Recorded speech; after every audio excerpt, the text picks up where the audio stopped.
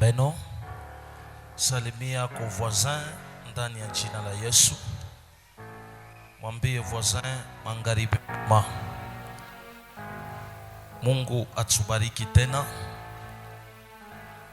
Nitakurapele kidogo.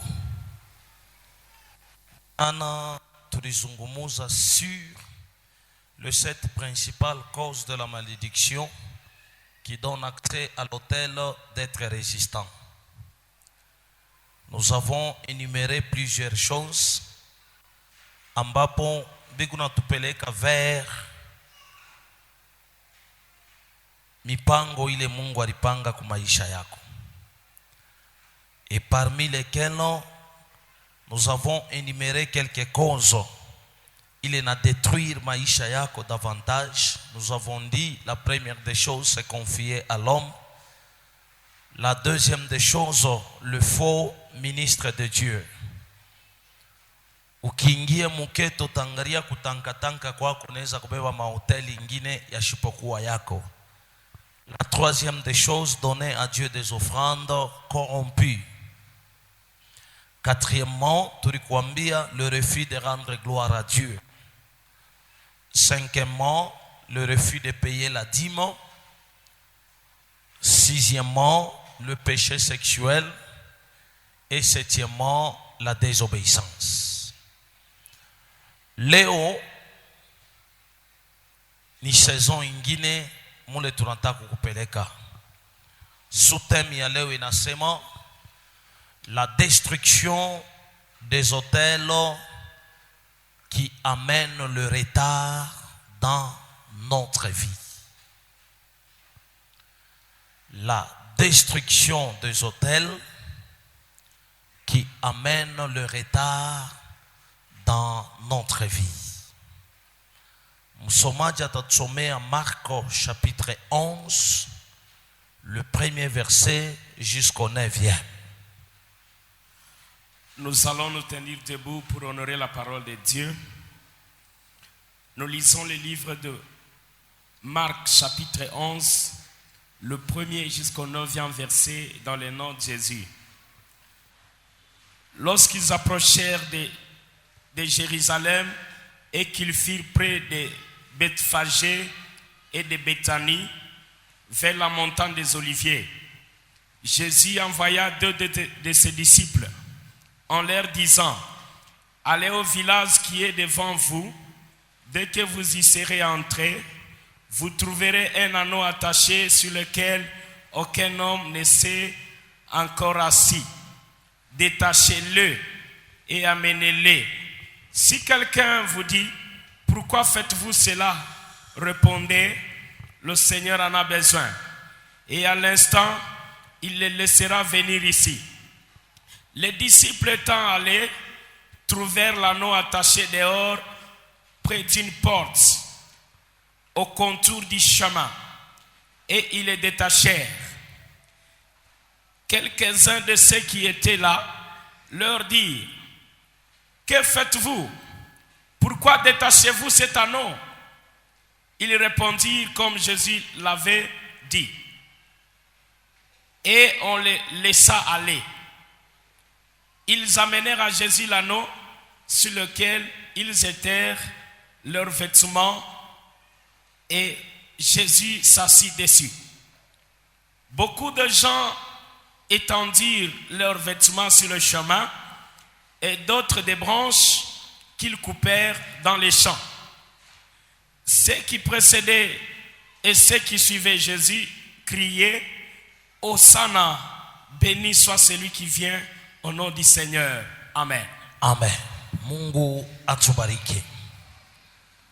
Takulomba utaratibu je ushikie tena nini naweza kuokoa maisha yako. Tunasema la destruction des hôtels qui amène le retard dans notre vie.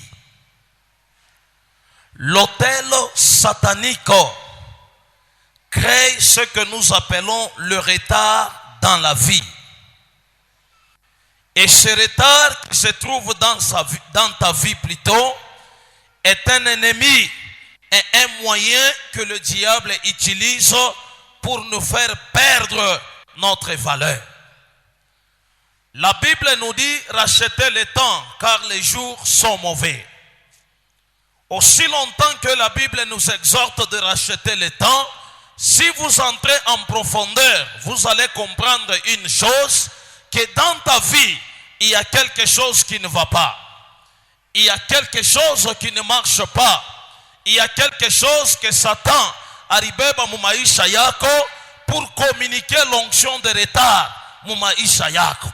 Et quand vous y regardez, vous entrez en profondeur mu maisha, tu remarques que la plupart se disent bale turizarika nabo, turifunda nabo masomo pamoya. Quand je regarde leur vie, ils prospèrent. Mais si tu regardes ta propre vie, rien ne marche. Aujourd'hui, j'aimerais parler de l'hôtel du retard. Kintu ntakulomba ni kuteka tu mashikio. Je sais que l'ennemi fait tout pour vous perdre le temps de la vie. Vous allez vous rencontrer à un certain moment. Vous avez besoin de l'aide.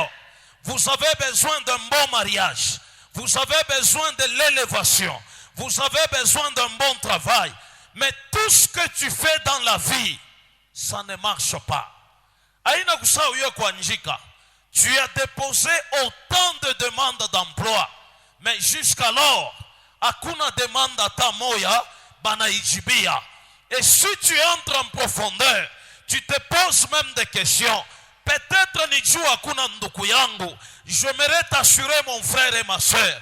Tous ceux-là qui travaillent dans mon entreprise, haina kusema du personnel ni nduku yake. C'est parce que le temps de Dieu ilitimilika na kutaka kwa Mungu kunafanya kazi. Pour votre information, hier on était encore à prière. Aujourd'hui, Léo, siku ya férié, une personne de notre église vient de signer son contrat avec société IFS.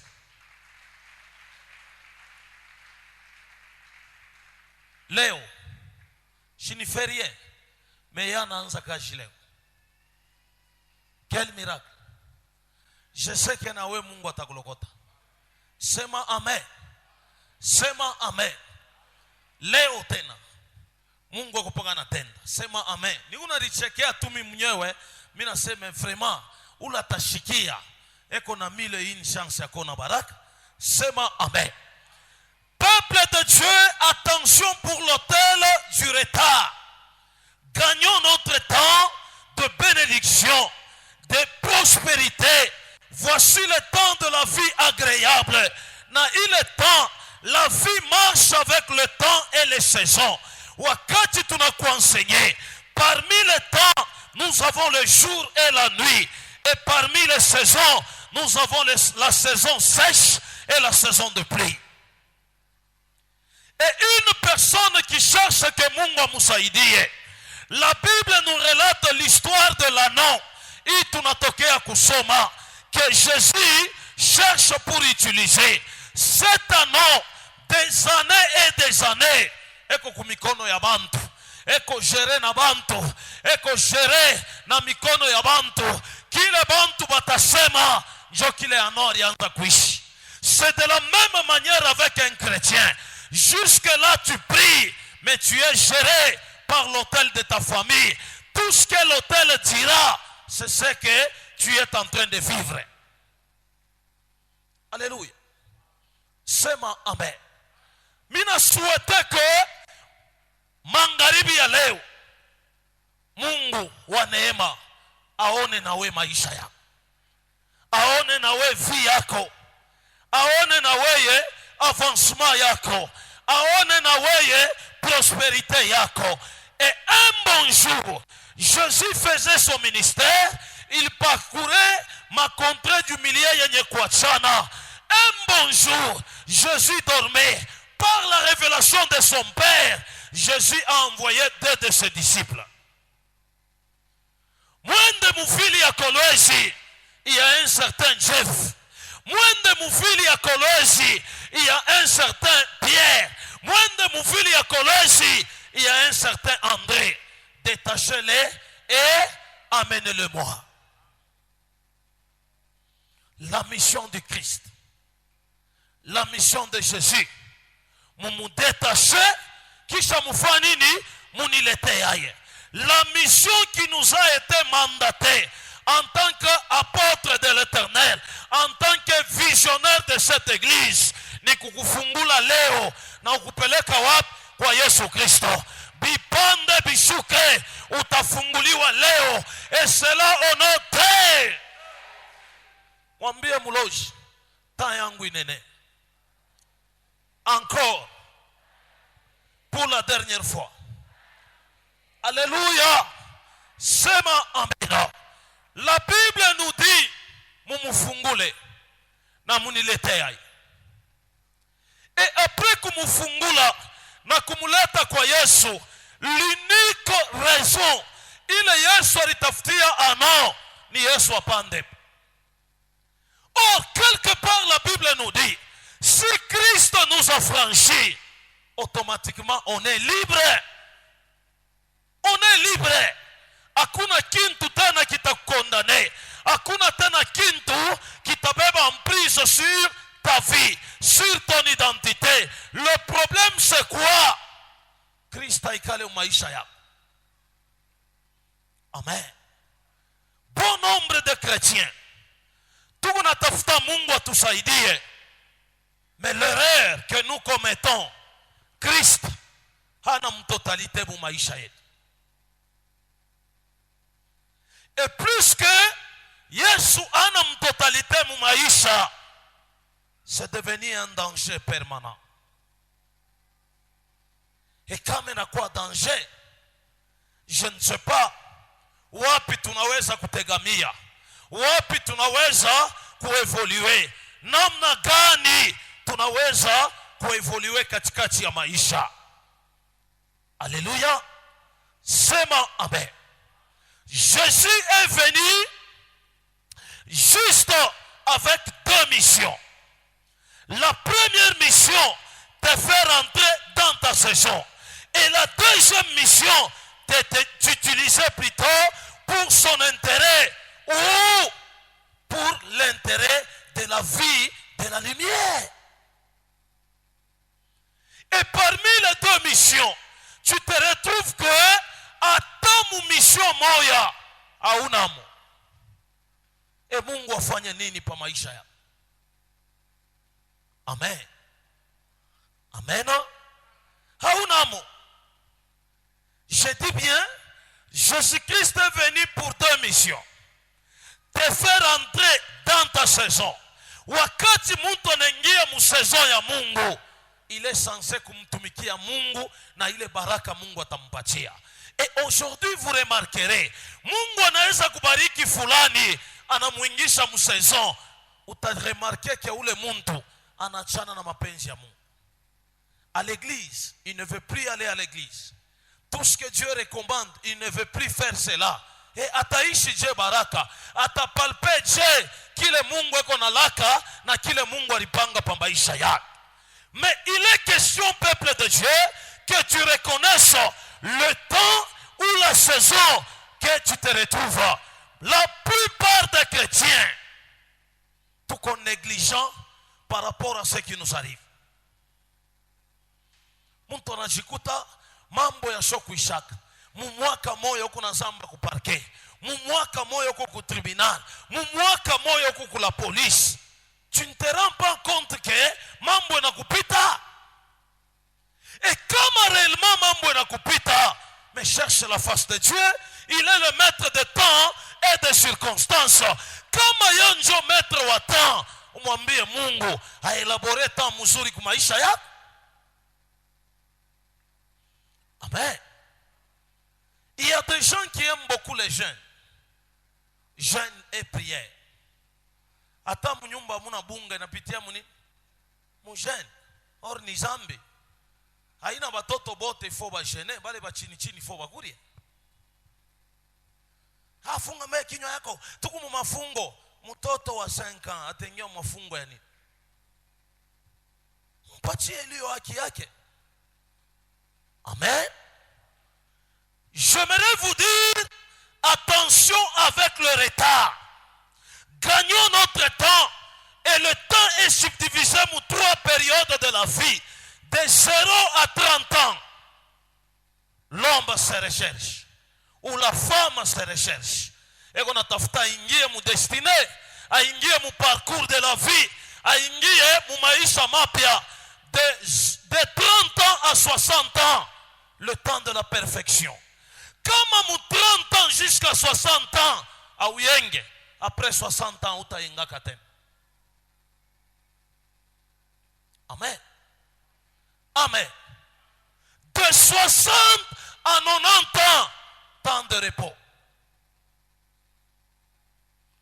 Nikurie pension yangu.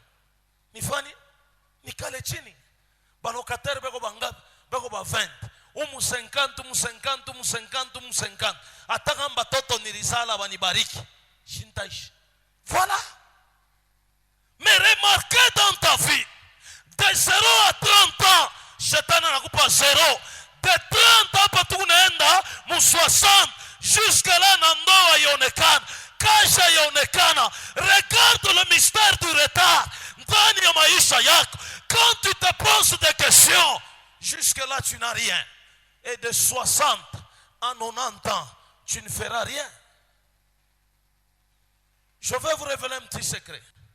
Muntu wa âge ya 60 ans anaanza kwenda ku 90 ans ashipendake makelele. Maneri inakuwa faible. Moindre makelele unamshirikisha. Oh, roho inauma. Oh, tension. Munamprésipiter kufa. Et remarquez ici chez nous en Afrique. Nous mourons pourquoi? Tunabeba de 60 à 90 ans. Batoto bote ni balofa. Nani atasaidia babaki? Nani anafunga maisha? Leo shughuli nalitompolea. Kani nilikuwa na bwana kama mimi namurishaka hata mama. Kama ni Kiswahili cha mateso, umwambie Mungu leo nipe bwana na mie ni assume role yangu en tant que mtoto. Toka mu historiki ya kama. Alléluia. Acha nikusaidie. De 30 à 60 ans ni âge ya perfection. Tunapaswa kufanya binane investissement. Mais remarquez dans ta vie. Léo, tu es en train de courir vers 41, 42, 43, 44, 45. Jusque-là, sans enfant, sans mariage, les choses ne marchent pas. Mais jusque-là, tu ne peux pas te révolter. Et tu penses que ta vie est une vie normale. Tu penses que ça va bien dans ta vie, tout aille de l'avant. Tu penses que c'est fini pour moi. À ton âge là, unarudia kwenu endo kaikali. Utachokesha bazazi?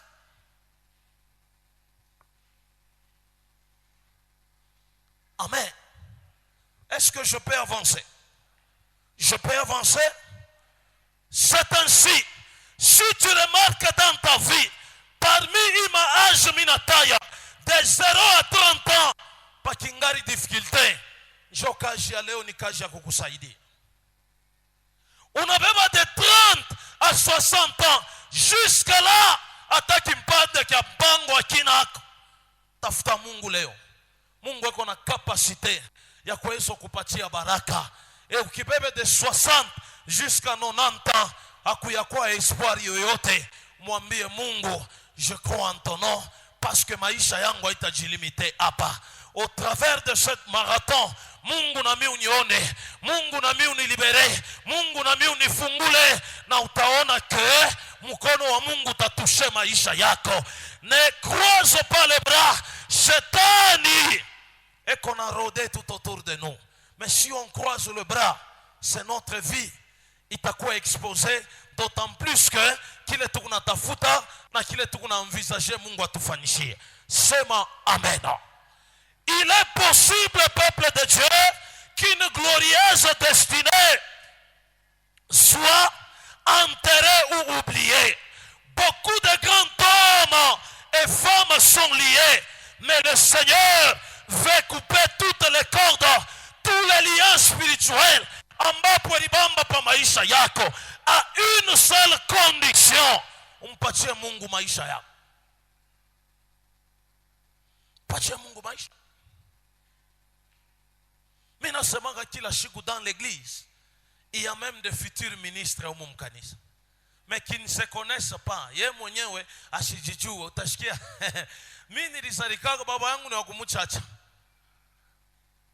Mama yangu wa kumusumba. Ile neema ya mimi kupanda cheo mitaipata wapi? C'est possible avec Jésus. Mais je vous dis que c'est possible. Alléluia. Alléluia. C'est possible avec Jésus. Le Seigneur veut nous couper, nous tous, y compris moi. Peu importe comment peut paraître la situation mauvaise et terrible d'une personne, cette situation ne peut pas dicter votre avenir. À une seule condition: si tu vois que ce que je suis en train de faire ne marche pas, positionne-toi dans la gloire de Jésus et tu verras que ta vie va changer. Alléluia. Maisha yendeke. Regarde ton ange aujourd'hui. Kinaanza kutufikisha leo kushusha miaka ni nini? Hatupende kukomea. Na yo periode na saison ya maisha inatudetermine. Iko très clair. Leo utakuta mtu mkubwa kienea 1978 anabeba pakarta na shusha miaka. Juu ya nini? Foresta shimwandani. Et malheureusement, il n'y a rien qui se passe dans ta vie. Les choses ne marchent pas. Les histoires sont bloquées. Vie yako inakuya une vie en péril. Seigneur, aide-moi. Aide-moi à m'en sortir. Amen. C'est-moi amen. Alléluia. Je disais, ta situation mauvaise actuelle ne peut poser une limite sur votre avenir. Comprenez ceci: le fait que les chaînes, les démons vous lient ne signifie pas qu'il n'y a pas aucun avenir.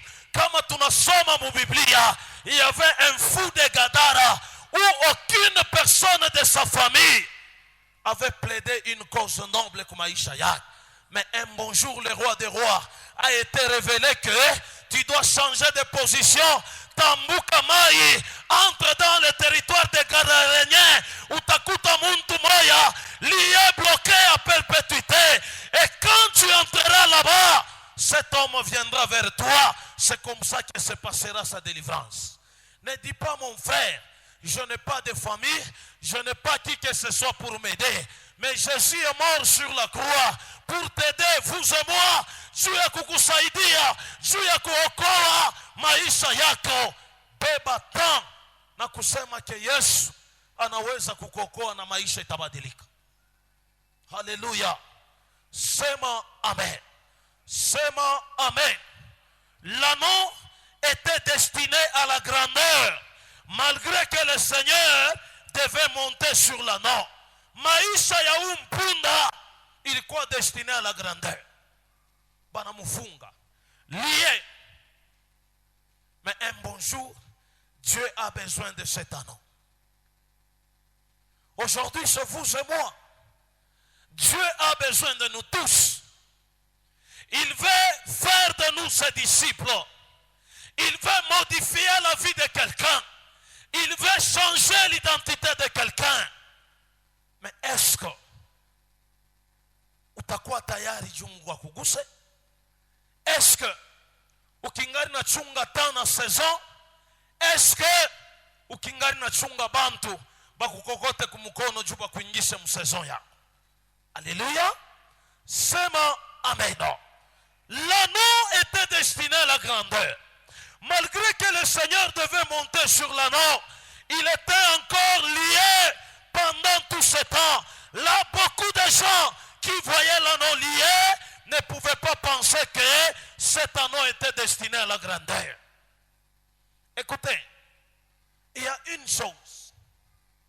Baraka yako we mukristo. Hakuna mupagano ula anaweza kuiua kesho kutwa kile itakuwa.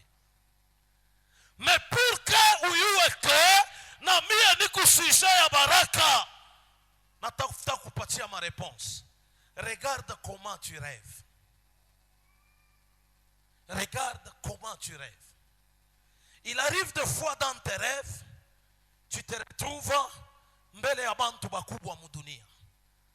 Le président de la République, le premier ministre, muku bantu rengalaka na ile mandoto ya vile. Leo mina lota président na kuya kwetu. Yua que tu étais destiné à la grandeur. Mais malheureusement, beko na kurevele njo ke niveau yako ulipasha toko na lamkiana na président hivi. Mais malheureusement, il est ni ndoto. Mais dans la réalité de la vie, mukonkamba moya kizazi inasha kufunga maisha yako, hautaonaka vizuri, hautaendaka kumbele.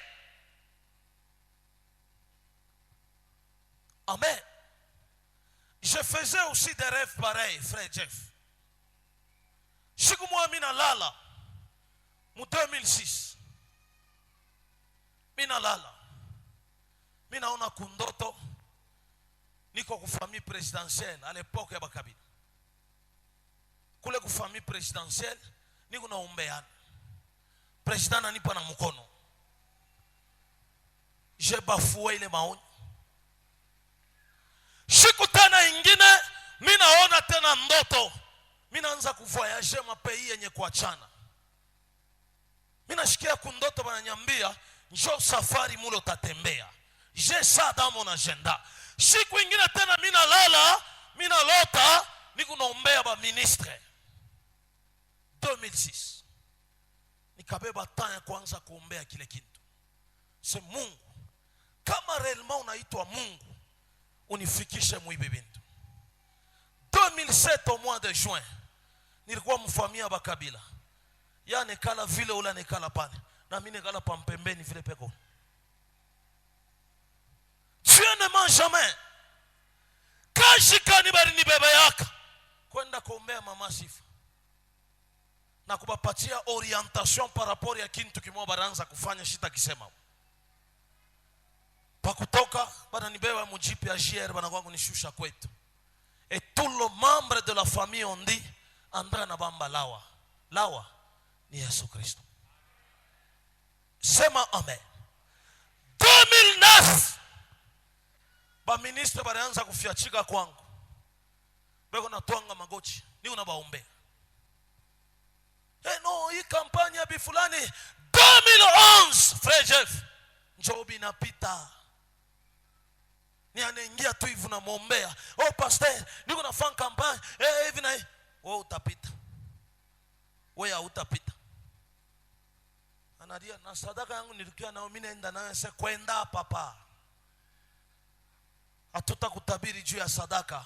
Tutafanya kazi vile Mungu ananyambia. Leo tena Mungu ananyambia Andre, wando waambie kanisa batayarisha fasha ba ministre kuikana.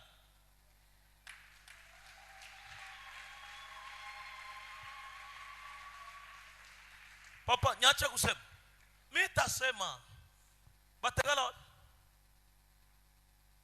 wewe angalie mbele mkanisa. Tegaranga muka. Hauna na imani. Shonta mbele bategalia ku balcon. Afu wale bakize pa kushuka pale chata trebishe. Amen. Mettez votre foi en exercice. Ça je le sais. Na shiku batakuya mutasemaka papa avait dit. Shikia, après saison ya kuyenga kanisa, tunaweka makaro, tunaweka bintu byote. Saison ya mikubarikiwa inaenea. Mishi ya barikiwa.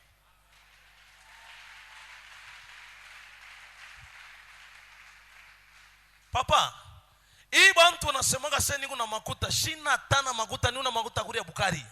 Ya kuuza bunga, munakuria na banani na batoto. Me ile temps iko nakuya kumbele. Anawepa kunichofresh pata kwangu.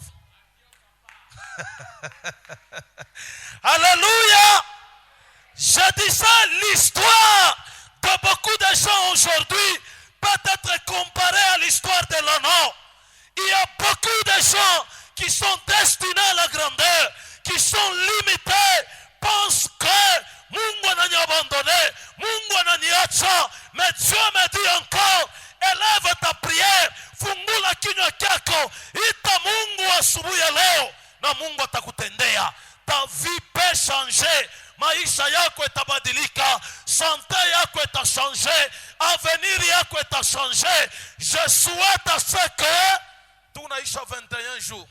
Unapita mbalabala bantu nazomea ni yeye ana yeye.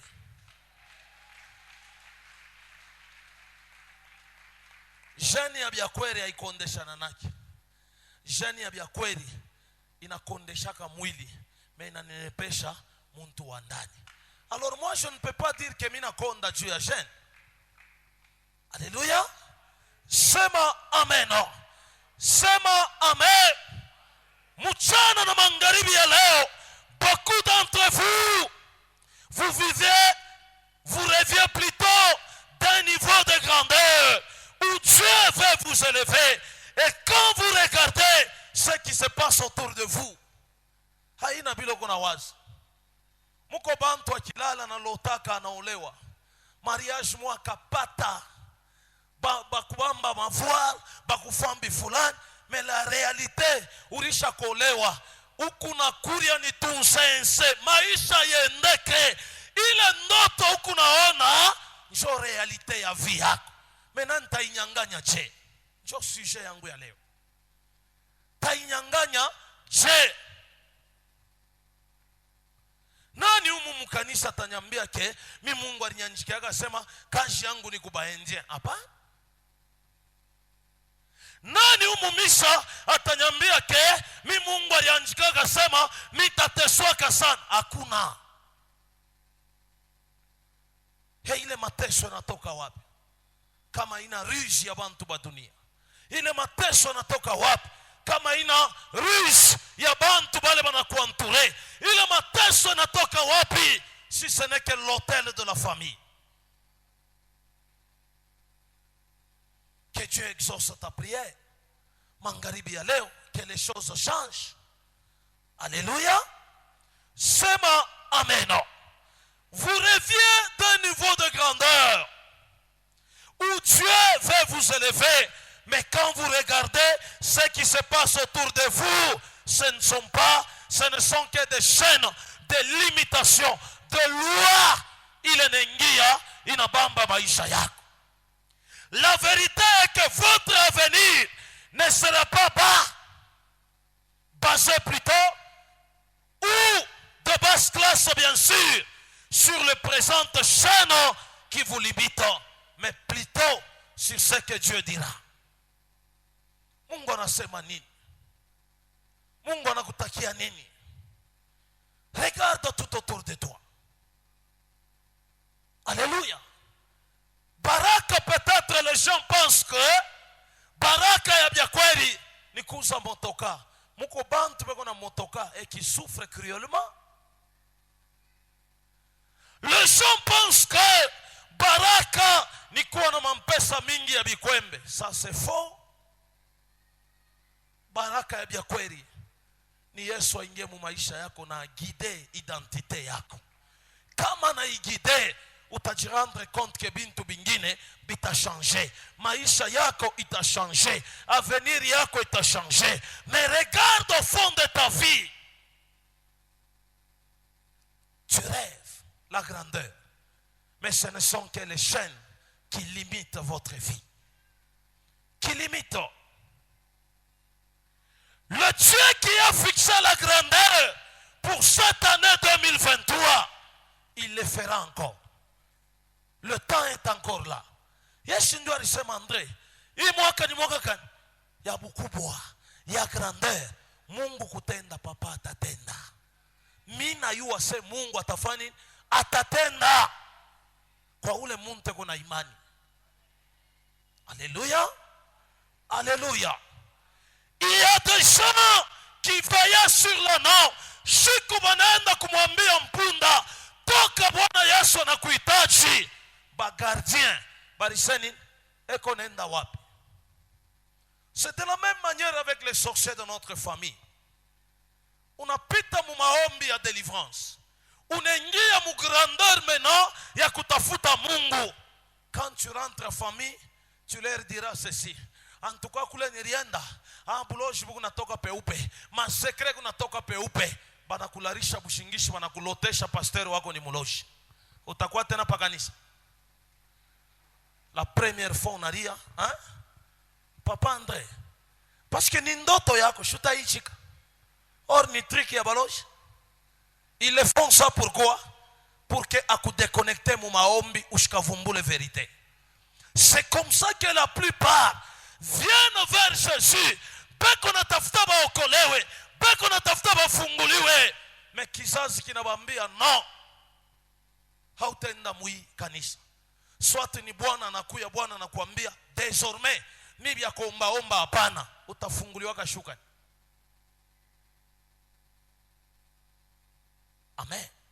Et tout ça c'est quoi? Puisque kunakuwa ma obstacle, puisque banakufungia njia, bana créer ce que nous appelons l'autel qui crée le mystère du retard. La Bible me dit, un peuple sans révélation, c'est un peuple sans fin. Tu n'es pas révélé, tu ne connais pas ton adversaire, ou qu'on a combattu en vita, tu as combattu. Or, quelque part, la Bible nous dit, pour mieux combattre son ennemi, il faut le connaître. Parce que Kimuyue ou Tamusola, parce que Kimuyue ou Tabeba ma disposition. Mais toi, tu ne connais absolument rien, ou ta combattu en vita. Pepe à Dieu. Alléluia. Alléluia. Alléluia. Mungu akubariki. Mimi naombea ndugu moya jana bushiku vers 21h. Anita ku telefona anasema papa muniombee eko. Mimi namuuliza nikuombee nini? Anyambia papa muniombee eko niwe ko tu muloji wa maisha yangu. Mimi namwambia okay, ingia mshambre. Huko msalona bibi yako asema ingia mshambre. Weka telefoni umelibre, neka telefoni umelibre. Tunaomba pendant 5 minutes. Mimi nakata. Papa kunenea, mimi nasema kunenea. Ase okay, utanita busubuhi bila utaona, utanyambia. Analala pa kitanda, anaona bibi yake anesha kuvimba na kwa munene hapa. Njona muikala pa kilari eko na mukanyanga kunshingo. Mule mukombana analia Yesu. Mena ule bibi yake mwenye aliona kundoto, shibibi anafansa anatoka. Analamuka 1h du matin, bibi yake kuna ongoloma. Frère analamuka vers 1h, anabeba mabwembe, anabeba pilipili. Amuchanje bibi. Pala natayarisha bile bintu, anasikia sauti ya Mungu inamwambia usifanye kile kintu. Umurishe ule alikombea. Kuko nini? Bunakachika vers 6h, telefoni inadi. Papa shikia ndoto mimi naona, mimi namucheka sana. Mimi namwambia ta femme n'est pas sorcière. Papa mimi namuona na macho. Mimi namwambia ta femme n'est pas sorcière. Asema papa, unaningisha mconfusion. Haina confusion. Muloje ko capable kubeba uso ya Nathan analoka nayo. Muloji kani mama yako atabeba uso yako analoka nayo, hautayuwaka. Njoo nikamwambia okay, rudia mnyumba 8h40, bamba mikono wa bibi yako tuombe. Prière. Bibi anaanguka chini. Pepo inaanza kufanikika. Papa, mademoko inaanza kusema, mimi nasema wewe njoo Pasteur André, mie ni kuapote. Fanya kazi yako. Umurize ni nani? Aneka umelipa. Njoo anamuita Ngoi. Ni mimi mama yako. Mama, mimi nakufanya nini? Asefunga mbanga yako. Unanifanya kwene. Shinilikuya bushiku naita pasteur wako, mimi naanguka. Deja na comprendre, pasteur aliniambia aina bibi yako. Ne sois pas pressé dans la vie. Ka vision kaloko déjà, ouais on asema non, Pierre, njoo muloji. Allez voir le voyant. Allez voir ceux-là qui connaissent interpréter. Allez voir bale balibapatia dimension ya kupita ndoto yao. Bien-aimé dans le Seigneur, si tu veux réussir à atteindre la dimension de Jésus, beba temps ya kutafuta révélation, na utona kendani ya révélation, neema ya Mungu itafani itapata kubariki. Pepe ya Yesu. Alléluia. Sitakuwa mrefu leo, nataka kumaliza. Je disais, il y a des gens qui veillaient sur le nom, et dès que les hommes étaient envoyés par Jésus pour les délier l'anneau, ils sont arrivés et se protestaient contre celui qui devait libérer l'anneau. Il dit ceci: pourquoi déliez-vous l'anneau? Cette parole concerne la vie de tout un chacun de nous.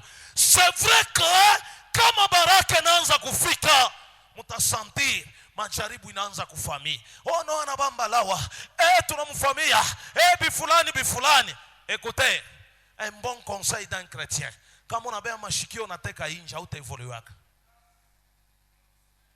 Beba makoton weke kumashikio yako. Le bon conseil. Vous savez, il y a des gens qui passent ici. Pendant qu'on était dans l'hangar là, le petit train, le même personne nous disait, ah kanakoni kakanisa, mais bantu bengine shima aventure ibe kuna fani. Et aujourd'hui, j'ai rencontré deux personnes qui sont venues même chez moi. Ils sont venus, anengia tu mumpango ananipa mkono. Anyambia, apôtre, Mungu akubariki sana. Papa, ni muchi kani unabamba? Muchi wa Golgotha. Hakuna muchi. Quand nous construisons ici, chaque jour mina kuya pamisa, hata leo nilikuya na tukatre saki yangu asima. Mina kwa kuacha, njoo tule wanafanya tokaji. Hakuna taki ya special. Il suffit de mettre la volonté mukaji ya Mungu, na Mungu atafani atakusaidia. Et après demain, pale bantu wataanza kutoka na mavion ku Kinshasa, anakuya ku Montréal bijua kutafuta guérison. Bantu wataseni, mais votre pasteur là, en tout cas je doute fort de lui. Mine ndaka wapi? Papa, mine ndaka wapi? Quand nilikuwa na voyager kwa Tanzania, mlitaka sana beba ya Bamasai. Kama nilienda kwa Afrique du Sud, utasikia na beba ya kwa Philippe Banda. Kama nilienda ku Nigeria, utasikia ndio na mkombola TB Joshua. Mimi niko mkolwezi. Shina na kwa kwenda. Na shishikie vya kwenda.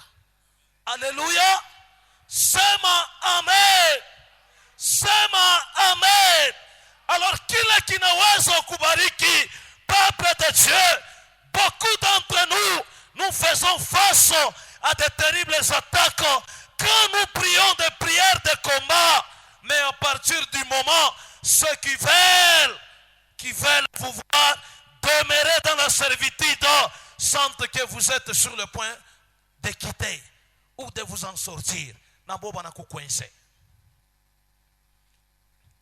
Oui, Shudet. Unaenda kumaombi wapi? Kumorebe njoo wapi?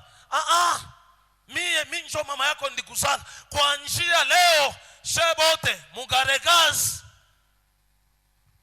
Wana limiter révélation. Na wewe ase Biblia nasema tuwatii wazazi, mimi naenda kugaregaz. Hautapata révélation. Un peuple sans révélation, c'est un peuple sans frein. Amen. Nous sommes passés aussi par ça. Pale tu tunaanza bya Mungu pa basangaji banani bana influencer papa, banamuita papa, banamwambia no. Shie kizazi ketu ni kia Katoliki. Tunakatala mtoto hata moya kutoka nje ya Katoliki. Papa anafanya réunion de famille. Wei, ikalap.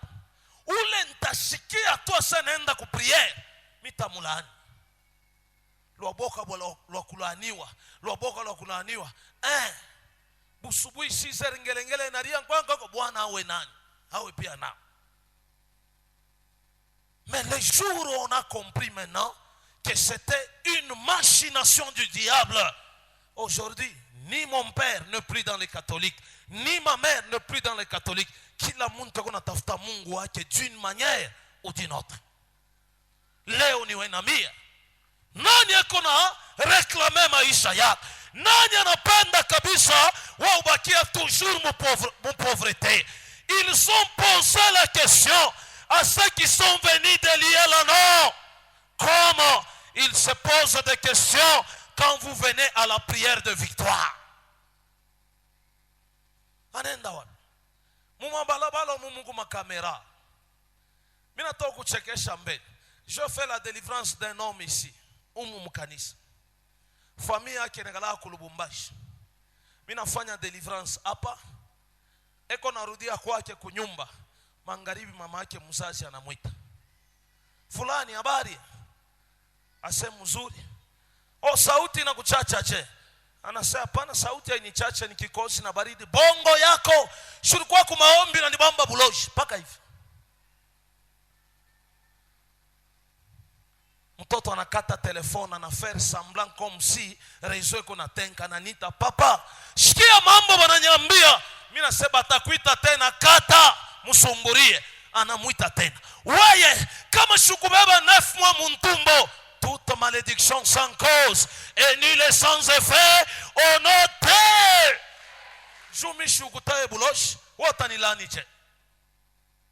C'est comme ça que la vie de plusieurs et qu'on a demeuré dans l'ancienneté, dans l'obscurité. Et bintu abiendeke wakati unatafuta Mungu akusaidie njoo moment hii. Peut-être quelqu'un veillait sur vous lorsque vous étiez allé chercher une protection satanique à cause de l'imitation et de régression dans ta vie. Voilà un point très capital. Nakutana na dada moya cousine na mfami. Un bonjour, mina muuliza unatokea wapi? Ase Andre wetu. Mina tokea Mbongonga. Kufani na se ndenda kwa mtumishi moya alinyonea onyo. Se onyo kan ananiambia soko na mikoshi foni kuna wisha. Jo nilienda wananinawisha. Nikamuuliza alikulomba nini? Asa lomba savon ya sona ya munene. Ananiambia nivale robe de nuit, niuze malekani, niuze na riai. Kisha nitafute na huu mchi mweupe mzungu mpori. Huyu anakalaka mweupe yote bimayani yake wanafungiaga makalo. Bengine wanaitaka muabi, bengine manjine kwenye kuachana. Nitafute na ile makanda. Mimi nasema jina yake ni nani? Mtumishi. Asema njoo. Ase pale mimi nafika na bassin, anabeba bassin anaweka, anabeba malekani anatanjika mule ndani, njoo anaweka mai. Mai ilikuwa pa moto, njoo kuna ninawisha. Eko na ninawisha, eko na ninawisha, eko na ninawisha. Pale naisha kunawa, njoo anyambia nivule robe de nuit. Mimi naiacha paka mule mumai, anabeba riaya ananipasuria pa kichwa, après kunipasuria pa kichwa ananipa na huile d'olive. Hapa niko, babwana bote batanipenda na se fainéant. Un peuple sans révélation, c'est un peuple sans frein. Na leo abaya moa papa. Yari seba bwana bote batamfanya, batampenda. Or anafanya pakti ya kwanza. Riai ni sacrifice. Basana malekani njo draba nafungaga bafu. C'est-à-dire déjà anafanya alliance na monde de ténèbres. Kintu kia pili anafanya alliance avec des esprits des eaux. Kintu kia tatu Deutéronome nous dit miguu yenu shikanyange wapi? Kwa mfumu. Regarde les 4 hôtels bâtis, plus qu'à bâtir les hôtels, shiku kana tapataka délivrance. Et il y a un adage de la Bible qui dit nul n'est prophète chez soi. Ata ni kunabii nikimwambie kuzini wangu est-ce que atachika? Yes, atachika. Hapa atakwambia atoka kuna na mabutumishi yenu. Mais la réalité anake anaringisha mkindu. Pepe. Alléluia. Sema ameno. Sema amen, ameno. Ulibebaka nini comme protection? Oba nipa huile d'olive. Nyanza kupagala pantumbo. Est-ce qu'il ilikuwa huile d'olive? Ou bien ilikuwa ni impactation ya ba faux serviteur bana kutenteka lukintu lumwa lula uyaona. Yana seko mtumishi. Est-ce que mtumishi wa Mungu anaweza kutumikisha michi? Jamais. Est-ce que mtumishi wa Mungu ile marituele kunafanya iko mu Bible? Unaona bintu bingine avant d'accepter, beba ma référence biblique. Beba ma référence biblique. Tushibebe tu bintu asema no, bali nyambia mu Bible wapi dans la Bible bali semaka sema pakutosha muntu buloshi umunywishe mafuta ya kinkonja. Unipe verset. Iko mu Bible. Jamais. Wapi mu Bible bali anjika sema no, pawe kudélivrer mikoshi umbebe ule muntu munawishe mai. Papa, il n'y a qu'un seul verset. Yesu ananawisha mikulu ya ba mitume. Mikulu. Ikuna 4 volets enseignement. Ashikuba manawisha kumaungu. Kisha we mfumu mwanaume. Unaenda kuninawishia nyesi kama ni kuzini. Unaenda kumutenteka mubasin. Ukuna mutakasa. Kumwisha kutatoka ni mimba ya prophète. Et aujourd'hui, parce qu'on est capable de tout, tunaweza kufanya de n'importe quoi, on se dit oui, ce que nous faisons est égal à ce que les serviteurs nous disent. Haupende kufundishiwa, mais tu aimes pratiquer l'occultisme. Amen. Sema amen. Alléluia.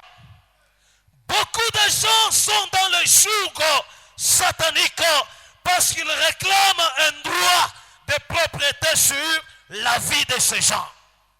Je vais vous donner un exemple. Frère Pierre anaenda kutafuta dawa ya chance ou bien ya nguvu. Banamwambia vula kilari wazi. Banabeba nchanjo banachanja hapo, banachanja pa kilari, banachanja pa kichwa. Kesho kutu anaenda kwa pasteur Andi, amwambia papa pasteur, mina lomba, mina tubu bari nichanjaka, banamwombea. Kama mku amuna perfection ya prière, muyo asele manchanjo yote, ce sont des portes d'entrée spirituelle.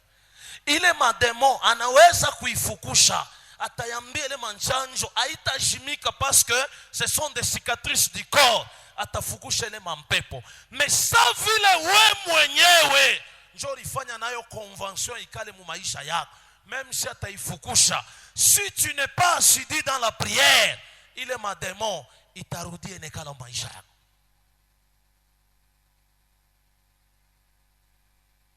Amen. Amen. Est-ce qu'on est ensemble? Voilà les conséquences. Il y a bintu bya mingi tuku tunaishi. C'est ainsi. Wakati mademo kuna réclamer droit de propriété sur ta vie, sur la vie de ces gens, là à cause de la protection qui les a portés, juste comme les gens réclamaient le droit de propriété sur l'anneau.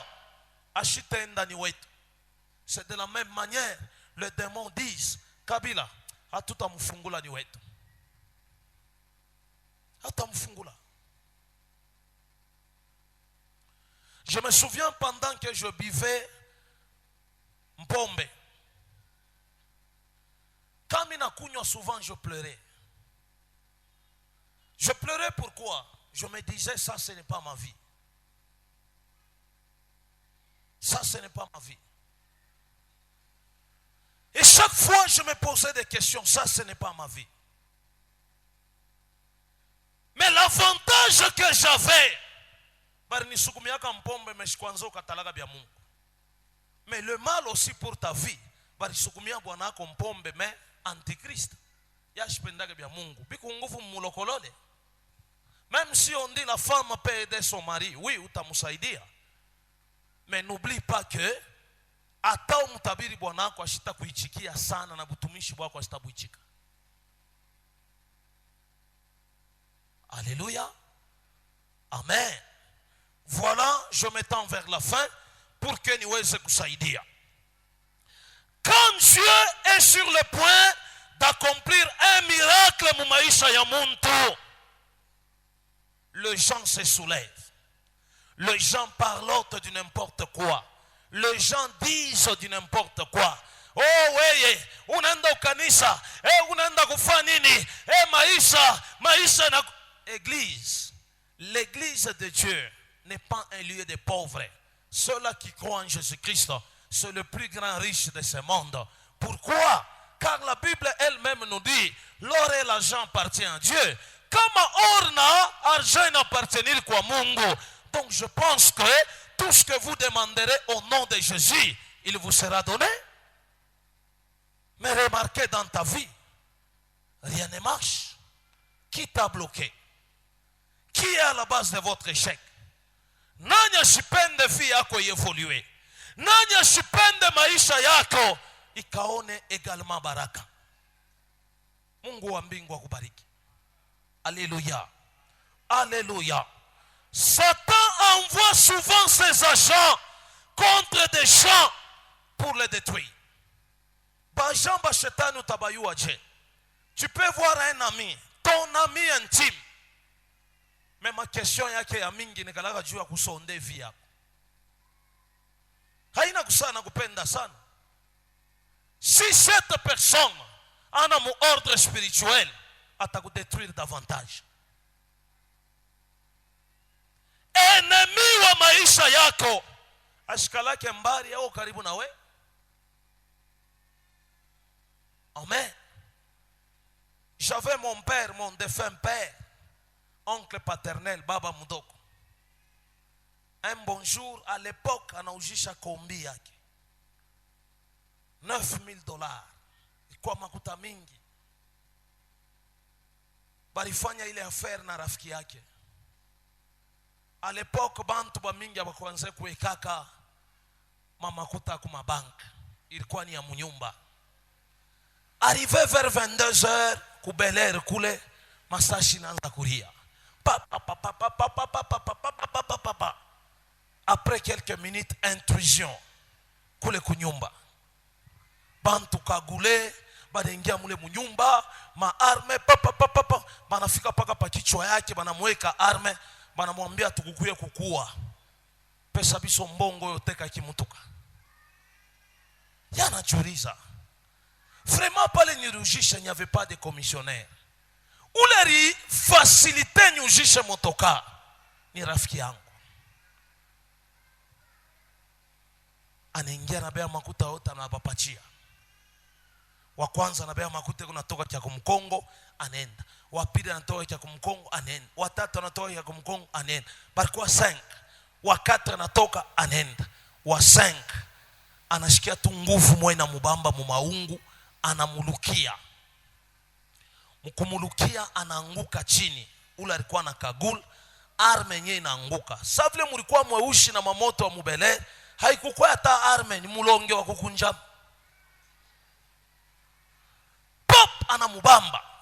Après kumubamba, atoshe kaguli hivi, son ami intime. Grégoire, ni weye. Jua ni unanifanyisha mambo ya hivi. Oh, bananzo kokotana. Bale ba 4 pale banashikia kia banabamba mwenjabu. Mbio. Dieu merci, le lendemain matin, kubamba muntu kumpelea kubese rest. Fimbo bari munyuka mulubumbashi mule. Aritaya manyumba bale bandu. Ona sible kutafuta bale bandu. Mambo rifanyikika minuit pa kusebu subuhi. Mu $9,000 munonekana 4,000 ingine na pote. Muloji wa maisha yako ni ule wako naambia masekre.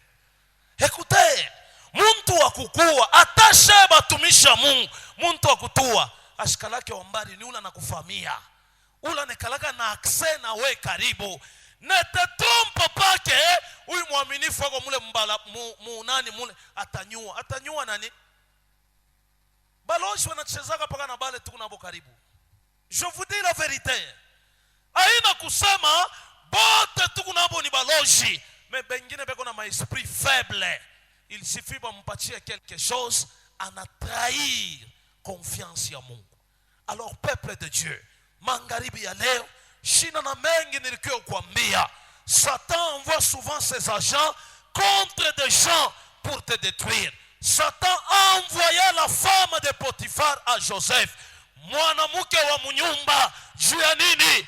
A détruire baraka ya Joseph. Or baraka ya Joseph ilitoka wapi? Kwa hoteli ya baba yake. Shetani anaangalia sa upati mu Egypte baraka yo ile shetani anamuingia nani? Bibi wa Potifa. Oui, Joseph, sharatika na mie. Heureusement, la Bible nous dit, résistez au diable. Résistez-les avec une foi ferme. Samson alikuwa na baraka.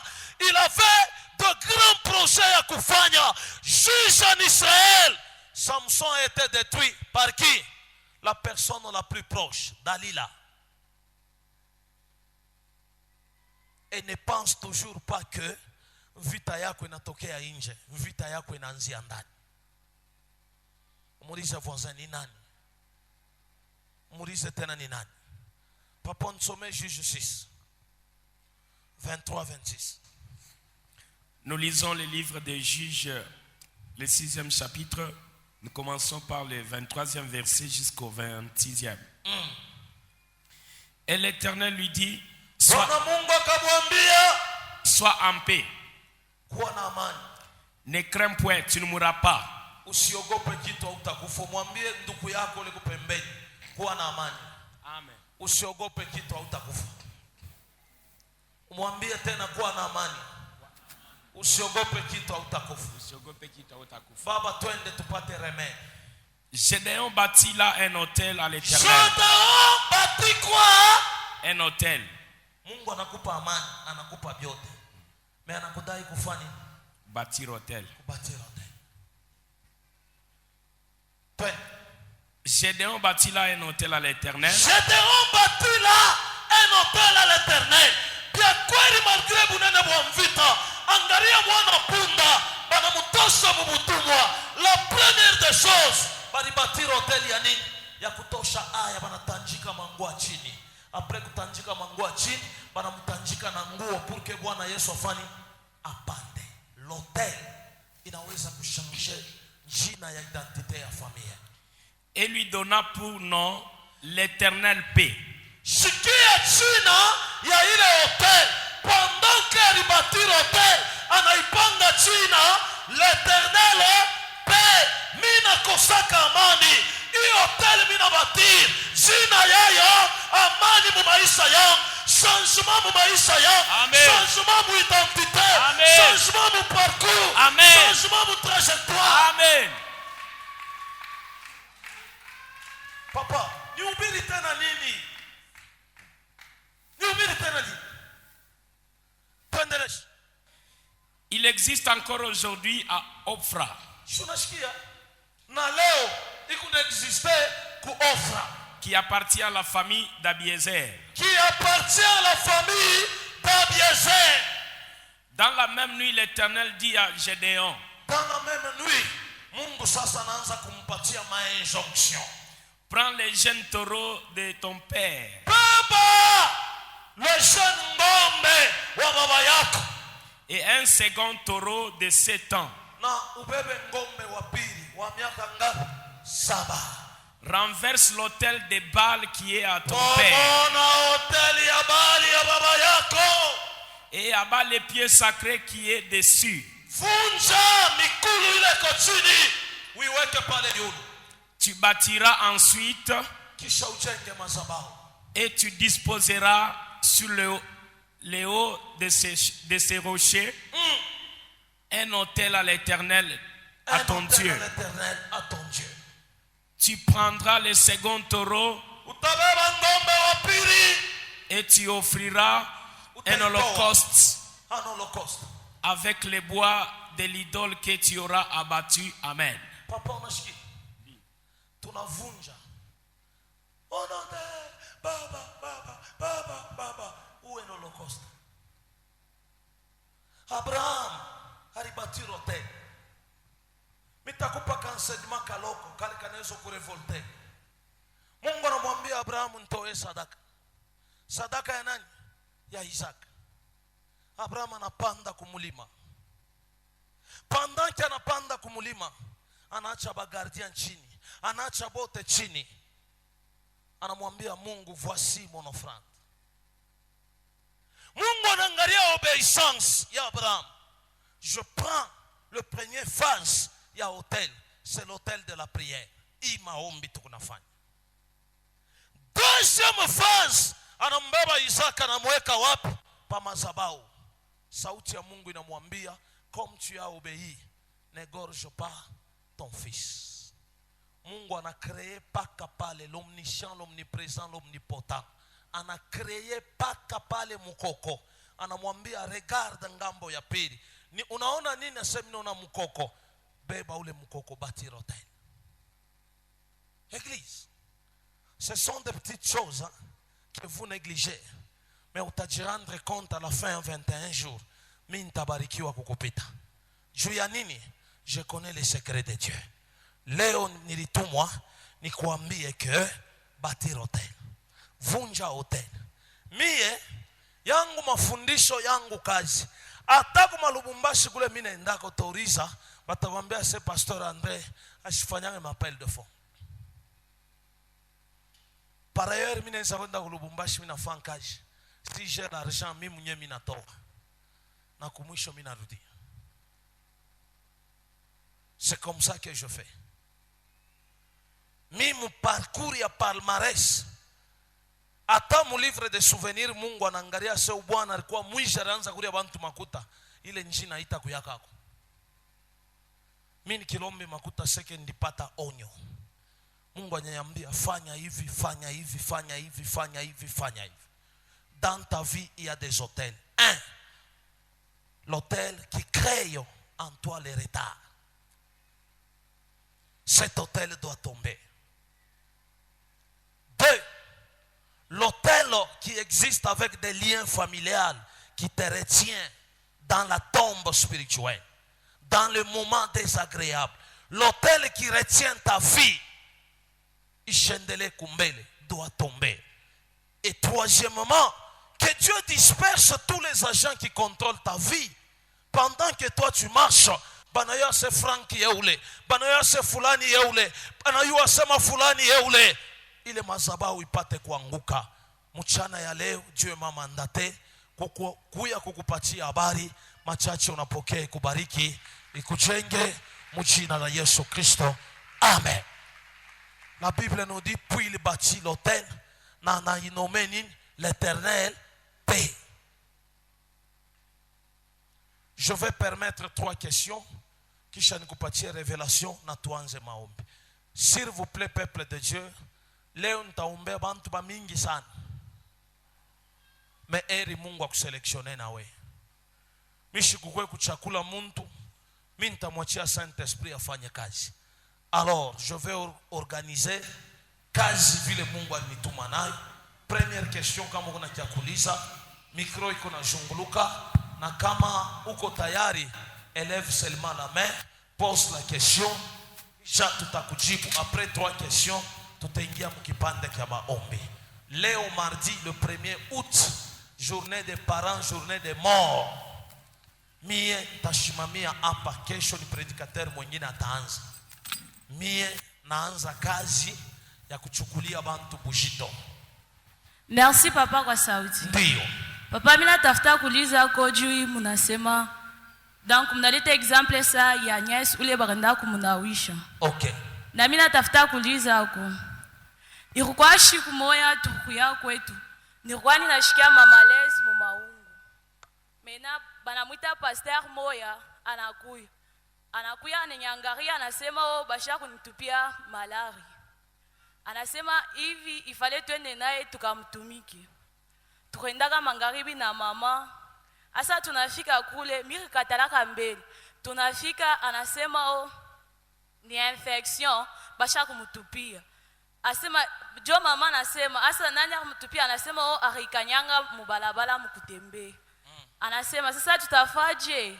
Asema ifale tubebe huile d'olive kumunani tubebe huile d'olive arletaka na mai moevi analeta asana mai asema hii mai ifale anze kunawa na ingine anze kunya anabeba huile d'olive arpendaka nipakale le huile d'olive umchini ya ntumbo. Mina katala nasema hapana.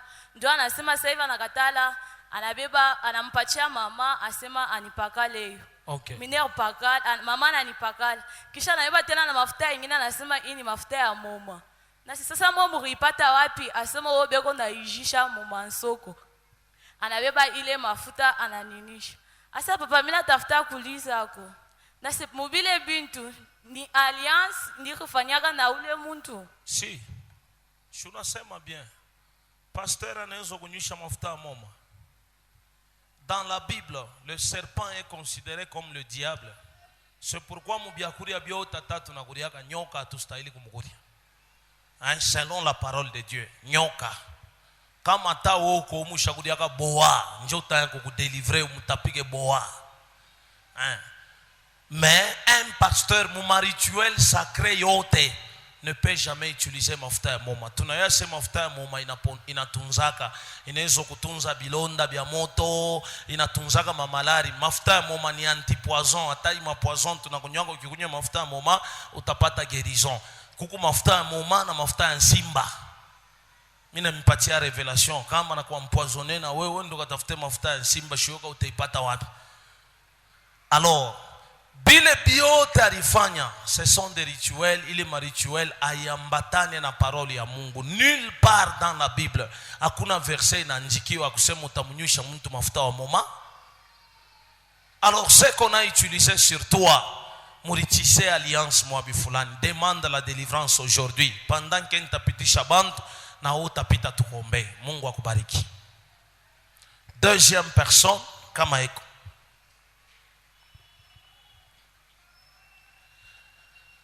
La destruction des hôtels qui amène le retard dans votre vie. Merci beaucoup, papa, pour la parole. Merci. Papa Miku, un peu naka confusion. Ok. Kuku shukuma murutolesha kama shukuma ni vendredi monasema muloji eko nenda kupanda cheu selon vile eko natoa bantu. C'est ça. Asa ishie kwetu baminifu, donc kuomba njo sila ya mwaminifu. C'est ça. Kuku mafamille ingine tellement ke beko ba pauvre sana. Okay. Alors beko naomba ko Mungu abatoshe ko mukile kintu. C'est ça. Bon, dimanche tena midishika mulisema maombi haisuffire pour renverser l'hôtel. C'est ça. Il faut kubâtir paka hôtel na quelque chose. Asa Okay. papa bale bantu tellement ke beko ba pauvre sana, mais Mungu ashakona position ya cœur yake. Atele kiloko ile eko nayo kama anatoa mishijue Mungu atezi kukubali ile offrande ou bien juu bengine papa beko paka mu mateso malgré prière malgré kaloko kale basha kutoa mais maisha haichange. Bon, munauliza kisha munanijibu tena. Unasema kumwisho hapa malgré kaloko alitoa. L'offrande qui plaise à Dieu ni ile offrande inatokaka du fond du cœur. Mitaleta exemple iko mu Bible. Siku moja Yesu alikuwa anafundisha mu synagogue, bantu bananza kutoa, kunatoka mjane moya alikuwa na un likuta anaitoa mule mu synagogue. Yesu anapose question, katikati ya bantu bote nani anatoa mingi? Bantu wanajibu fulani. Yesu anasema umujane njo anatoa ya mingi parce que son argent vient du fond du cœur. Donc njo yote alikuwa nayo. Hôtel mama ni nini? Narudia un tout petit peu mon enseignement. Muntu kama anaenda kwa mfumu, anaenda kutafuta kuzala, batamwambia leta riai. Riai ça ne coûte rien. Shini kintu kiloko sana. Anafika na riai. Kama riguri ya mubulefu batamwambia ni mtoto mwanaume, kandi riguri ya mbufupi bataseni mtoto mwanamke. Deuxième condition batamwambia ule muntu, wende pa mampanda njia, wendo kalokote bulongo. La plupart ya bale bantafuta kuzala, shikia formule ile banetilize yaka. Utalokota bule bulongo, batabeba bule bulongo banenda nabo mulabo. Mule mulabo bana travailler bule bulongo, batapata paka bantu ba mamimba banaweza kwa ata 4, banaweza kwa ata 5. Bale balipita mule mbasanga njia. Maintenant, pouvoir ya bachawi iko hivi. Batafanya évocation. Pendant que banafanya évocation, batajendula ile mimba iko na ule alipita pa masanga njia. Weye kwako kunyumba utasentir mal de ventre, kesho kuto unaenda kwa hospitali banasema unafanya fausse couche. Mais ule mtoto en réalité ashikufe. Banabeba mena ule mtoto, bana utiliser voix démoniaque, bana mutransférer ule mtoto kwa wewe ulienda kutafuta kuzala. narudia kumkongo. Ile hotel ule mama alitafuta kuzala, alitoa wako ni riai. Lile riai mumondo réel linafanya linashendula mimba ya benyewe. A partir ya pale ule mama na fonde hotel. Maintenant ile mademo malgré mtoto atazarika, shetani haya umbaka muntu atazarika homme démon ou femme démon. Maintenant mama ule kijitowe kukanisa banaweza kutosha la partie démoniaque ule mtoto anabakia muntu normal. Maintenant qu'est-ce qu'il faut faire? La prière délivre. Mais pour que ule mtoto akaone baraka, il faut atoe sadaka ili tavunja ria ile kwa mfumo. Vous me comprenez? Maintenant, Satan nous rend pauvres. Juu ya nini? Tukue incapable ya kubatir hotel. Alors hotel haina paka makuta. Njoo narudia. Kama tunasoma livre ya juge, hotel inaweza kuwa mbushi, hotel inaweza kuwa mkoko, hotel inaweza kuwa nkuku, hotel inaweza kuwa dendo. Kama yeko maskini financièrement parlant, chacun na baya nkuku kwake anaenda na batir hotel kwa. Donc l'hôtel que je parle, kama leo tulibeba rythme ya kuenseigner, je vais vous révéler plusieurs secrets. Umu mukizungu njo muko hotel ya makuta. Mais hotel yenye ya bia kweli mama Blandi. Naweza kupatia hapa makuta, mimi nakwambia uende kauze ba mkoko parce que brebis c'est quelque chose qui est présentable à Dieu. Banabeba brebis ou bien bouc. Mais leo nikikwambia uende kupori katafute bouc, afuko unapatikana, afuko unafanya accident. C'est pourquoi tunabeba kele mazabao, tunabeba offrande mu valeur ya kondo, offrande mu valeur ya mbushi, tunanile ngombe, tunakwambia va bâtir hotel juu changer maisha yako. Mais utakuta mwingine anabeba 5000 ayene mkondo. La Bible nous dit prends un jeune taureau de quelle année? 7 ans. C'est ce que dit la Bible. Tukirudie mu Levitique utaikuta, tukirudie mu Deutéronome utaikuta, tukirudie mu Agano Jipya Bwana Yesu alibatira hotel kwa kuua mwili yake na kumwanga damu na maji. Ni valeur ya je ya munene. Alors il est confusion. La plupart d'entre nous, Satan anaweza kubloquer finance juu ushibatira hotel. Plus que ubatira hotel haitanguka. Joseph de la Bible alikuwa mtajiri sana kwa Egypte, alishindwa kubatira hotel. Kizazi kyote kia Israël avant yeye kilibakia en malédiction. Donc si on veut avancer, moi je pense na maskini yako na droit ya kubatira hotel, mais ile sadaka itouche Mungu. Itamtouche je ikuwa agréable. Hapana kwenda kubeba makuta ndeni ubatiri na hotel. Juu eta damu ya ule utabeba ndeni au iue. Kisha ile makuta ya ndeni haitakuwa yako, itakuwa ya ule. Deuxième exemple. Munaona le rythme tunafanya mkanisa. Par exemple, papa George yako na 10,000 pale, anampatia na baba KSD pale, anasema na wewe beba utoe. Haufanyi kitu, shana kutoea. Baraka yote tenda mwana mwako haitenda mwake. Excepté le propre membre de la famille, parce que tu partages les bénédictions pour la famille. C'est pourquoi quand tu m'abisses la twingine, il faut que tu changes. Mungu atubariki. Troisième personne. Merci papa kwa parole. Ndio. Papa mimi afya kuuliza ko pale turamiaka mmutoshi. Mimi anza kufanya kama nina transport mimi nakuwa kumisa. Kama mishina nao mimi na lofu. Sasa vile bandu kwetu baranza ingia misa moya kwa pale karibu Mushalom. Mimi nasema kama mishina na transport nenda tamu ikanisa hapa karibu. Kama ni kunayo mimi nenda mumisa yetu. Shiku mwa kumbi kupia marathon mimi nenda kule kumisa. Murukwa ba invité ba pasteur bena ombeana. Sasa ranzo fanya barkwa na wa Will d'Olive bena ombeana. O kwa beba onction kama ni ndoto bantu wanapita wanabapakali. Beba onction kama ni nini bantu wanapita wanabapakali. Sasa pale bananza tunaanza kuomba pasteur napita na pakalana mafuta pa mansula, mtu anaanguka na mpakala mtu anaanguka. Mimi nangara kama chofa karibu na mimi nakimbia nenda kumkongo. Kama afika karibu na mimi nakimbia fashi nyingine. Sasa mimi na kumbia ni remarkaka. Mimi nakimbia mimi ndo fuchama sasa kukwa. Mimi nafunga pake vitu. Mimi nafinga tu macho pake deja mkono dija pansula. Mina mutosha mkono, mina pangusha na pansula, mina rudia na kwetu. Sasa mishiwe mafuta arinipakala pansula. Kama ni ya mabuloji mishiwe papa. Bon, mita pour répondre très facilement. Zamani en Israël, ukisome maandiko matakatifu, mafuta ilianza kuexiste yaka, mais mafuta ilikuwa uniquement pour oindre les sacrificateurs et les rois.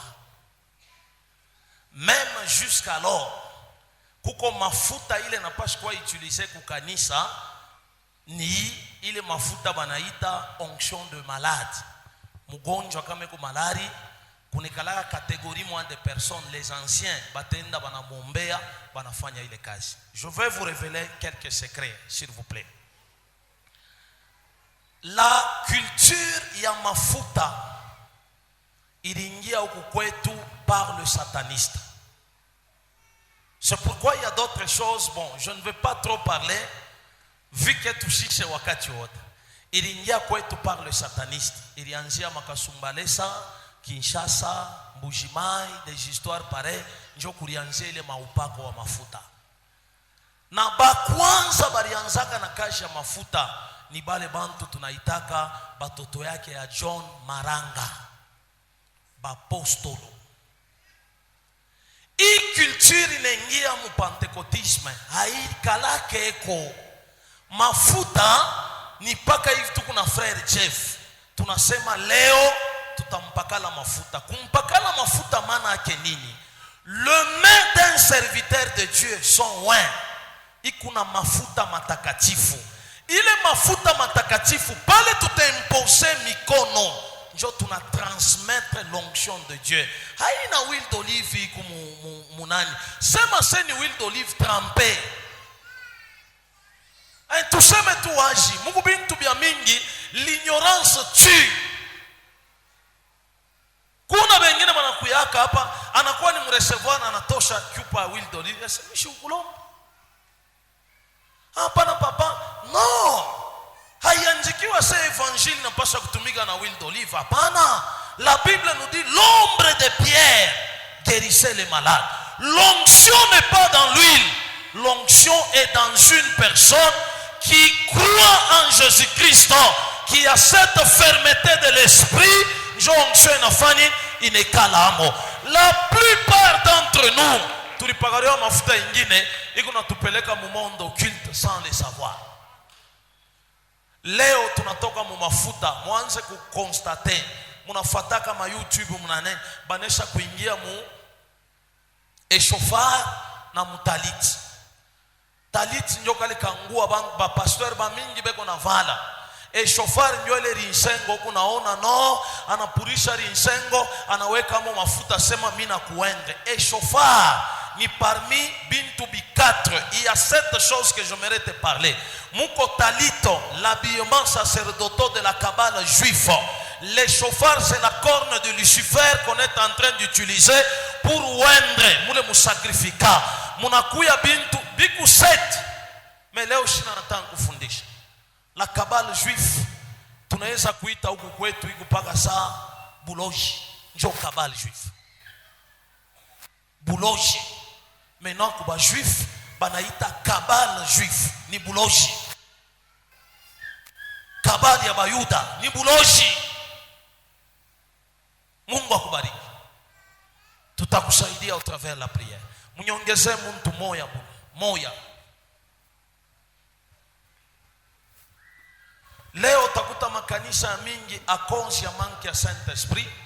Utashikia wanaambia bantu mshivalake tena bitambala kuya vile unapasha kuya. Vous n'avez jamais vu ici minombea muntu juu ya Saint-Esprit anaanza kutukunya menshi.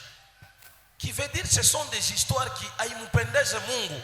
Mais dans une église vous dites mshivale tena bitambala bakwetu. Tunaanza kurudia tunataka kumoderniser Mungu. Où est la place de Dieu dans l'église actuelle? Muntu muminiship pasteur kunaangalia papa. Anza kuangalia ta du temps ya ba juif. Ata Yesu kanjwe ranzo fikia wapi? Mu masandali mule chini. Qui veut dire même si la mode inakuya même kanisa tuweze kuweka la mode. plénitude de Dieu tunapaswa kurespecte kile kinaandikiwa mu Biblia. Non leo ni kwe musengle majiba yote wazi banakurudisha kwa protokoli unashirika. Dada, umu mkanisa muna pasteur hata moya atakufataka, na nikimpate mpepo na mfunga nje na ndani na kwa Mungu kwenye atafikaka. Baba apime tu ase dada kuya unipe rapport. Utasasa ubaba iko compliqué. Oui ma soeur, karibu. Merci papa kwa sauti.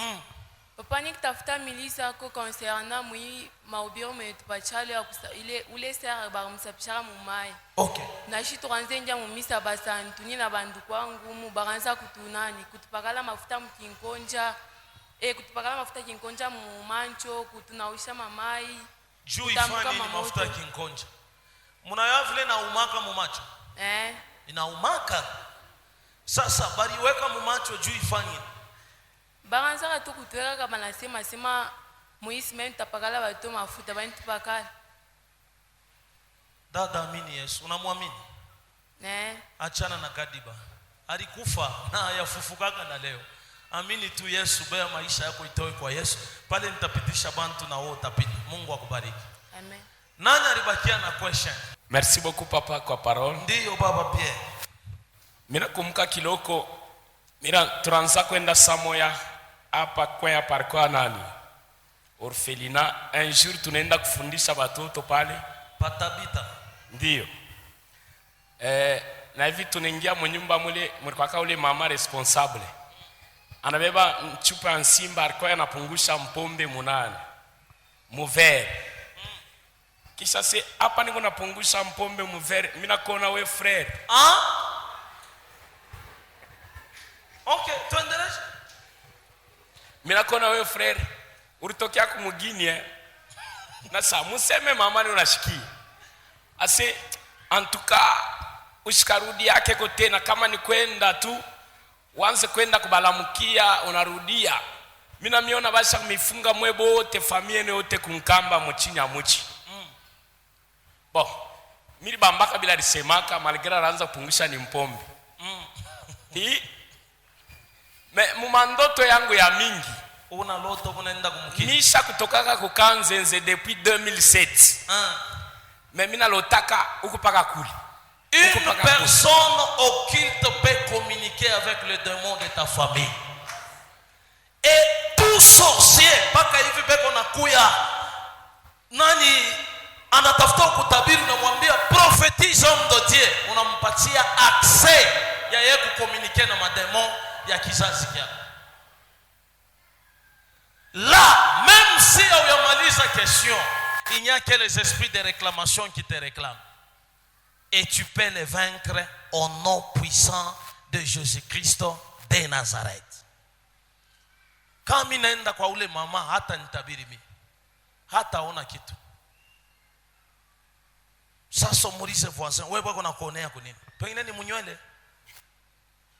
Parce que libakiaka mkyungu kia kufamii. Kama natafuta kiloko banakona. Par 3 fois on m'a déjà chassé. Mimi naenda fashi moya ya kwanza ni chasse yaka magicien mwe kuna fa magie.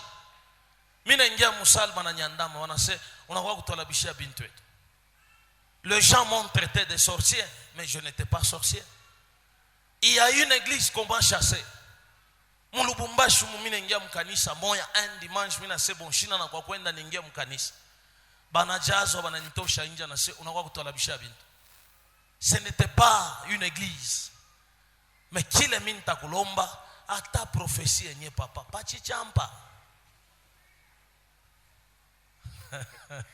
Mungu akubariki sana. Merci. Deuxième question yangu ni jana mililota sani kuna bula moto mina parquer moto quelque part après quoi minona policier anakuya abambe moto munorme hivi banafanaka kama usha kuparke kumpembeni unaparke moto kumpembeni. Okay.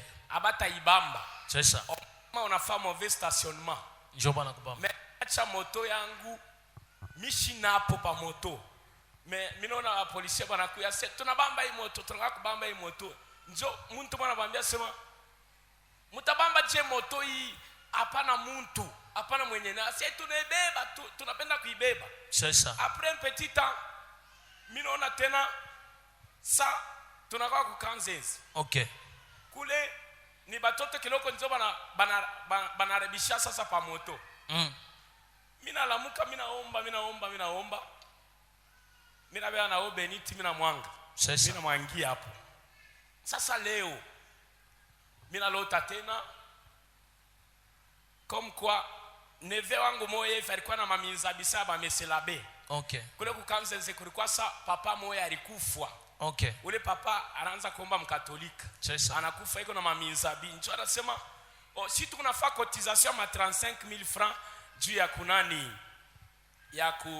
ya kumujika u papa anakufa. OK. Mina sa mimi ile mambo yenu mishinamo. Mina jiretrouver niko na embe na kisu kumkono ni unakula embe. OK. Après ile embe naanza sa inachafuka. Pale inachafuka njo mimi naenda kukishima mai mimi naisapisha. OK. Endelea kuikulia. C'est ça. Mishi comprendre papa ile ndoto. Il ne fallait même pas se réveiller au mwange maïko moto parce que par connaître dans le sens prophétique moto njo mobilité il est ukonayo. Njo seul moyen qui te permet d'aller à l'église, d'aller faire ça ceci. La mission il est banatuma basoda nkambi ya giza ni baalabishe moyen de déplacement. Baalabishe finance, baalabishe kutembea kwako. Et la deuxième des choses, après quoi la bisha, tu te rendre compte que vie itachafuka. La deuxième des choses, bana kuprévenir, bana kuambia que kama banashindwa kualabisha batatafuta finance yako. Kutakufa muntu kufami batakwambia mulete cotisation. Ne le fais pas avant que bakuombee. Embe ni fruit ya bénédiction ya maisha yako. Jusque là, il n'y a aucun mal. Dire que banakonesha ukanzenze basema urirudia ukanzenze banakuambia loi ya kizazi bataua muntu huyu mufanye mchango ile mchango ba bloquer finance yako 1 point entrée. Merci beaucoup papa. Accent. Frère Malaysia na baba pale comme ça top. Papa, question yangu iku basé pa ma hotel vile munatufundisha. OK. Niku na confusion kiloko concernant ma hotel. Napenda niue concernant ma hôtel iku familial ou bien iku individuel. Muvile munatufundisha munasema mina comprendre kintu kimoya namna ya kurebatir hôtel. OK. Maintenant par exemple mina fia kuomba tanza kombea hôtel ya famille ou bien hôtel yangu. Donc ni una confusion ile fwashi. Merci. Merci kwa sauti papa. OK. Papa Fanfan anatoka nenda kwa mfumu kutafuta dawa ya chance, kutafuta dawa ya makofi. Banampatia ile dawa ya makofi, automatiquement papa Fanfan ana créé hôtel individuel qui n'est pas l'hôtel de la famille. Papa Fanfan anapata mwanamke mmoja alianza kutoka naye, ule mwanamke eko mwali ya giza, ana constituer ile tunaita les hôtels secondaires. Ile hôtel iko individuel, iko personnel, tulipita muile kipande. Maintenant l'hôtel de famille ni nini? Ni ile hôtel iko nafanya le membre de la famille banakuwa ba pamoja. Huyu eko saa huyu eko saa huyu anafanya hiki akiendeka, huyu anafanya hiki akiendeka, huyu anafanya hiki akiendeka. Uswat famille yote mzima inajikuta na kifungo kia modeli hii moya. Kama tulisema tuombe uniquement ma hôtel secondaire, haitatusaidia. C'est pourquoi on a généralisé les hôtels de famille. Parce que hôtel ya famille njo inakuwa na impacté maisha ya muntu mubia mingi. Tu peux quitter ici, unaenda kuzambi, c'est l'hôtel de la famille itakureklamer. Mais qu'à cela ne tienne, comme on a bâtir ma hôtel, il est hôtel we mwenye on a reconnaître que i dawa minjo ndibebaka. Utabatiri ile hôtel nilifundisha nilisema itakuwa muforme ya rasha. Mina pose acte na lomba buluma Mungu nyurumie kwa hii dawa nilibambaka hii dawa nilibamba mimi naona sana nilitoka mapenzi yako mimi nakutoea pigeon mimi nakutoea nkuku mimi nakutoea bifulani batakuombea ile alliance ya ile nchanjo ya bule busharati inatoka mais l'hôtel familial njo hii tunakuenseigner comment on doit bâtir. Mishwe kama nashikirika hako muma hôtel secondaire. Je prends l'exemple de notre frère cameraman. Anaenda kubamba dawa juu bantu banze kuya ba mingi kuma photo, anze kupata mabintu ya mingi. Là ce n'est pas la famille, mais il t'a affecté famille yake quand ya kizala ana tena ye moya shina kwa hôtel familial à cause ya péché yake. Ça peut affecter batoto wake, ina affecter bibi, ina affecter bantu bengine. Pale atenda kubatira hôtel na yo itakuwa hôtel familial. Mais kama leo akingari célibataire ni parmi hôtel secondaire ya maisha yake, anaweza kutoka mkile kintu avant jangaje. Mungu atubariki. Pepe ya Joyce. Nani ashinishiki? J'espère hakuna. Maulizo ingine kesho. Leo tunataka kuhitajia kuomba kidogo.